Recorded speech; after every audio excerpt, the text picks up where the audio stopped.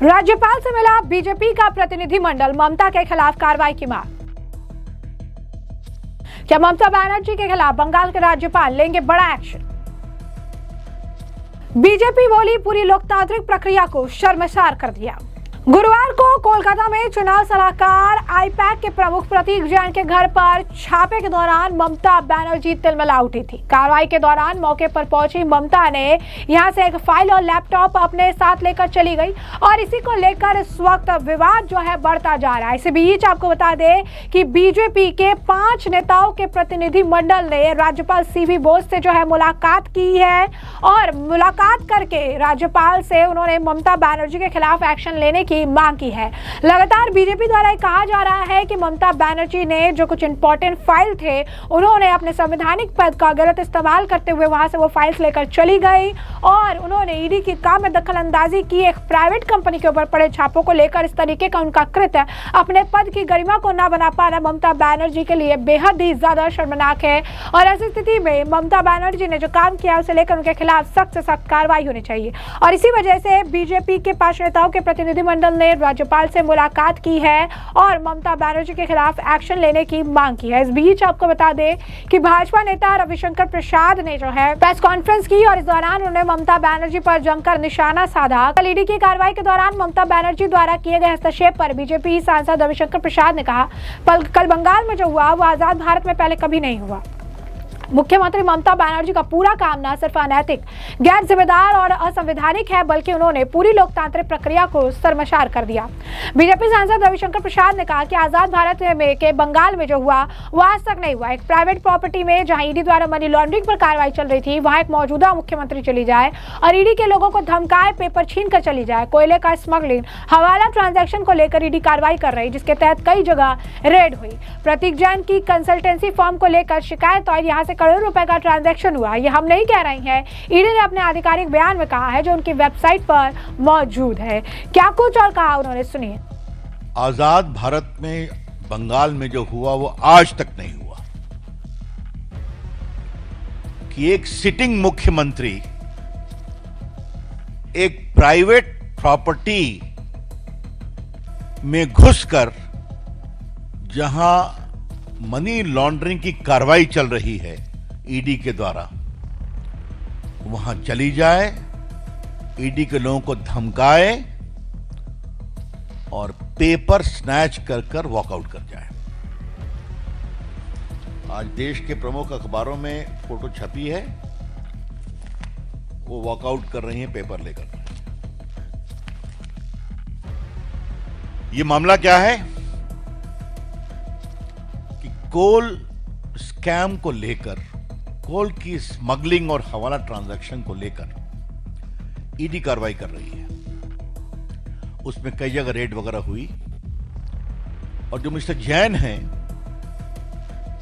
उसके consultancy firm के बारे में यह शिकायत आई कि करोड़ों रुपए का ट्रांजैक्शन यहां से हुआ है।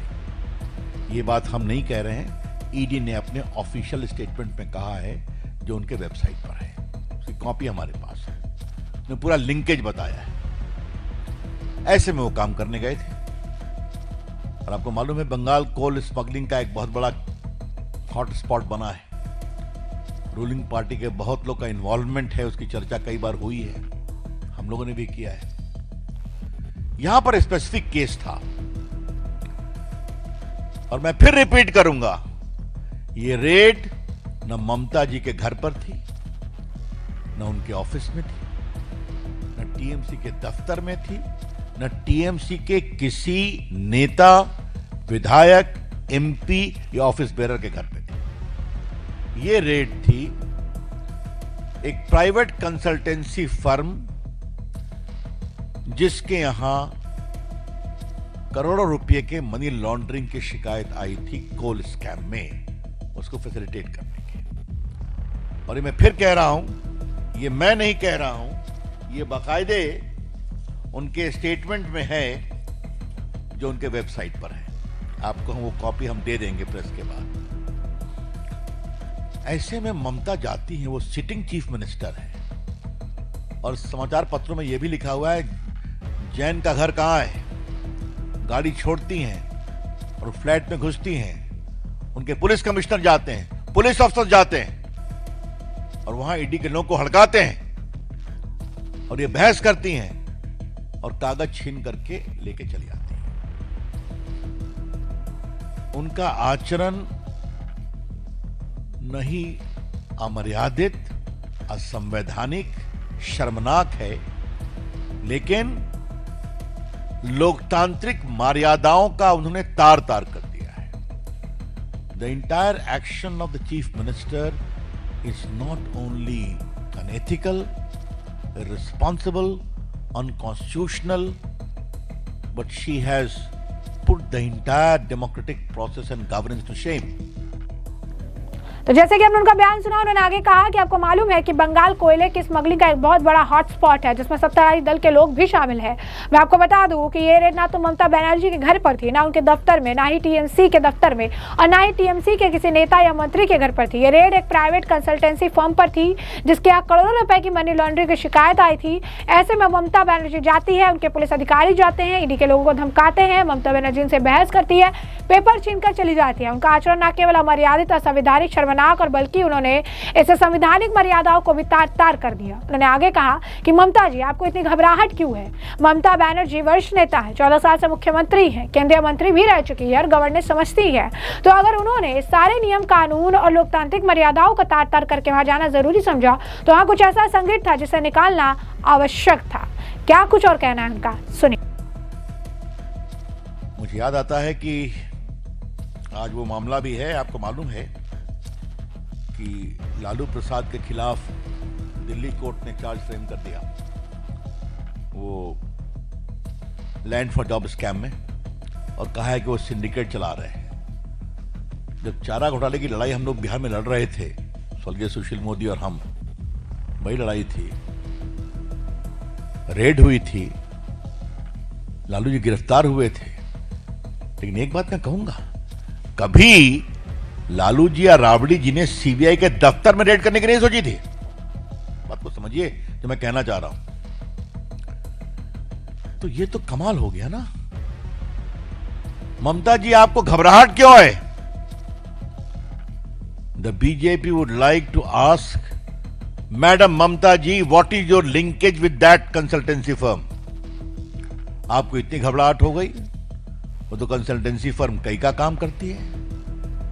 लेकिन अगर घोटालों की जांच हो रही है, कोल स्कैम की जांच हो रही है, तो आपको इतनी परेशानी क्यों है? यह हमें बात समझ में नहीं आती।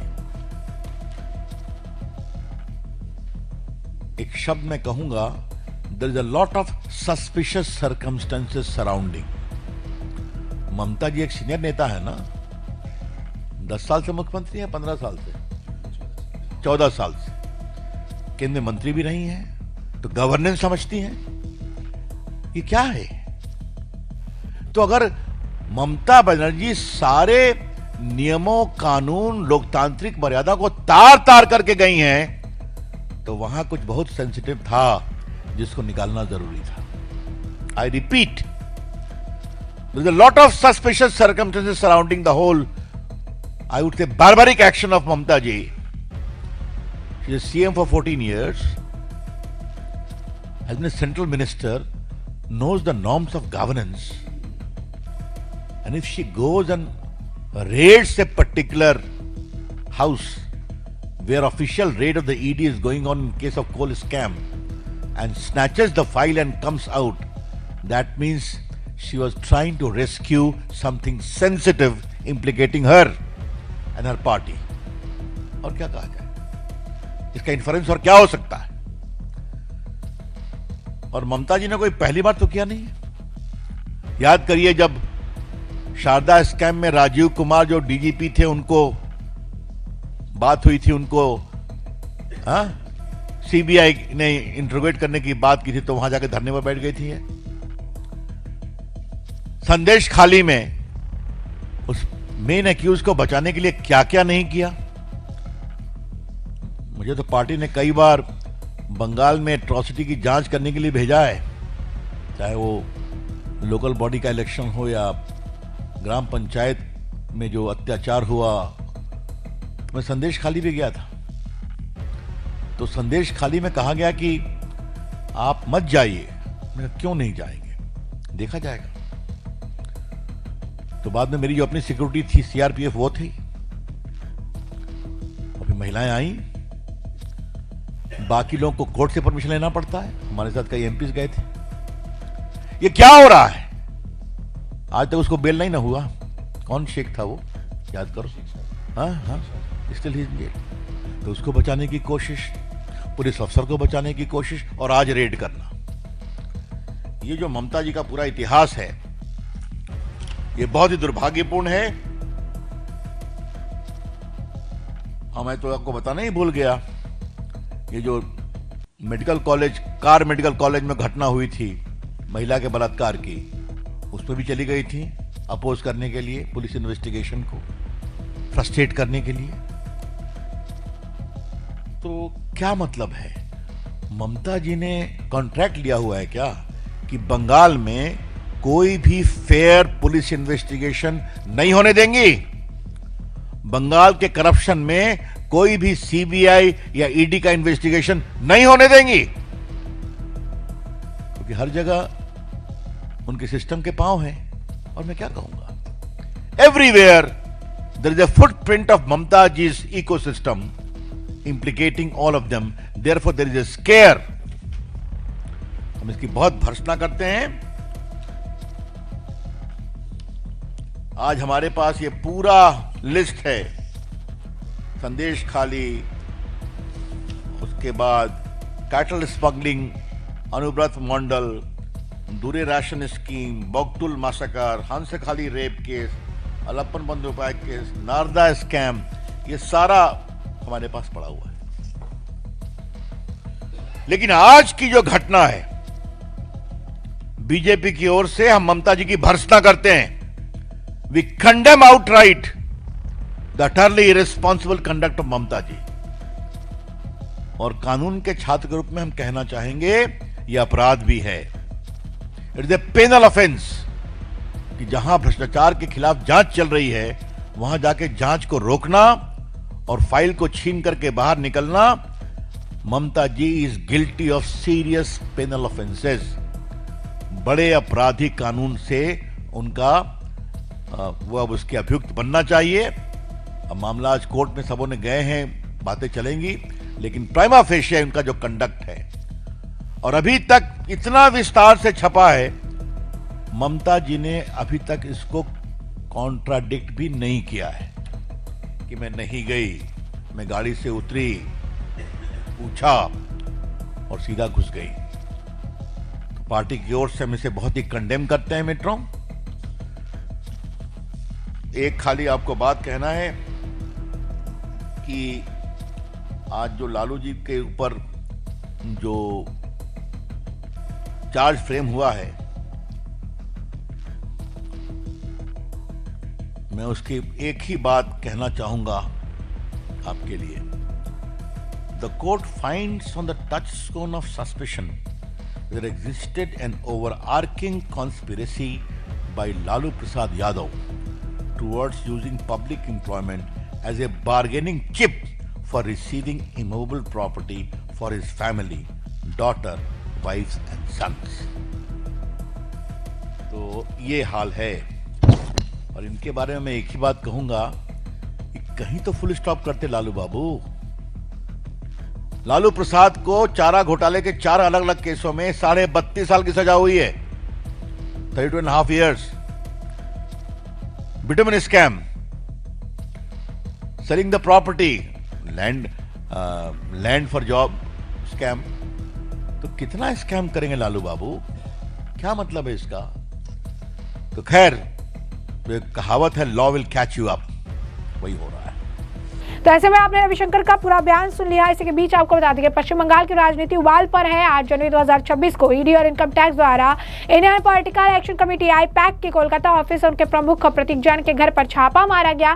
खबर थी कि यह संस्था हवाला लेन देन कर रही थी। छापे की खबर सुनकर मुख्यमंत्री ममता बनर्जी खुद मौके पर पहुंची और ईडी अधिकारियों से लोहा ले लिया। उनके खिलाफ एफआईआर दर्ज करवा दी। वे जब दस्तावेज और हार्ड डिस्क लेकर साथ चली गई। यह घटना 2026 के विधानसभा चुनाव से ठीक पहले हुई है, जब टीएमसी और भाजपा के बीच जंग चरम पर है। सवाल उठता है कि क्या बंगाल राष्ट्रपति शासन की ओर बढ़ रहा है और क्या ये केंद्र की एनडीए सरकार के लिए माकूल मौका है कि वो आर्टिकल 356 के तहत राष्ट्रपति शासन लगाकर चुनाव कराए। कानूनी और राजनीतिक पहलू क्या है, बंगाल राष्ट्रपति शासन की ओर बढ़ रहा है या नहीं, ये समझिए। वर्तमान स्थिति में लगता है कि हाँ, लेकिन ये आसान नहीं है। आर्टिकल 356 के तहत राज्यपाल के रिपोर्ट पर केंद्र राष्ट्रपति शासन लगा सकता है, लेकिन सुप्रीम कोर्ट में एसआर बोमन केस के फैसले से इसे सीमित किया है। इसमें कहा गया है कि राष्ट्रपति शासन तभी लगाया जा सकता है जब राज्य में संवैधानिक व्यवस्था पूरी तरह टूट जाए और केंद्र को संसद में बहुमत साबित करना पड़े। और ऐसे में अगर आप देखेंगे तो वर्तमान में पश्चिम बंगाल का स्थिति जो है वो बेहद ही ज्यादा खराब होती दिख रही है। वर्तमान में ममता का हस्तक्षेप जांच में बाधा जाना जो है माना जा सकता है, जो आईपीसी की धारा 186 के तहत अपराध है।